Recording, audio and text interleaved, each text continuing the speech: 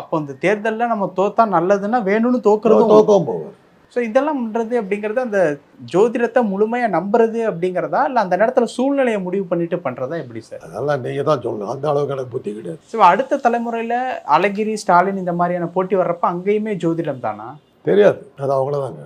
ஏன் இவங்களை செலக்ட் பண்ணாங்க, ஏன் அவங்கள விட்டாங்கங்கிறது எனக்கு தெரியாது. அப்போ இந்த ஜோதிடம் அப்படிங்கிறது ஒரு நம்பிக்கையின் அடிப்படையில் தான் இந்த மாதிரியான ஜோதிடங்கிறது வந்து ஒரு விஞ்ஞானம் தான். அந்த அரசியல் அதில் வந்து அறிவியல் இருக்குது. எப்படி சொல்கிறோன்னாக்கா, கிரகங்கள் எப்படிங்க நம்ம மேலே வேலை காட்டும் அப்படின்னு நான் ஒரு தடவை ஒரு ஜோசியரை கேட்டேன். அவர் வந்து ஒரு சென்ட்ரல் எக்ஸைஸ் ஆஃபீஸர். அவர் அந்த இந்த துறையில் இருந்து பெரிய ஆஃபீஸர். அற்புதமாக ஜோசியம் பார்ப்பார். இன்னும் சொல்லப்போனால் அவர் ஜோசியராக தான் தெரியும். அவர் சொன்னார், அமாவாசை அன்றைக்கும் பௌர்ணமி அன்றைக்கும் கடல் பொங்குறதை பார்த்துருக்கீங்கன்னார். ஆமாம். ஏன் பொங்குதுன்னார். அன்றைக்கி சந்திரனுடைய கிரகண ஈர்க்கும் சக்தி அதிகம் ஆகுது, அதனால் அது வந்து பூமியில் வந்து போகிறது, தண்ணி பொங்குது அதனால் அப்படின்னு.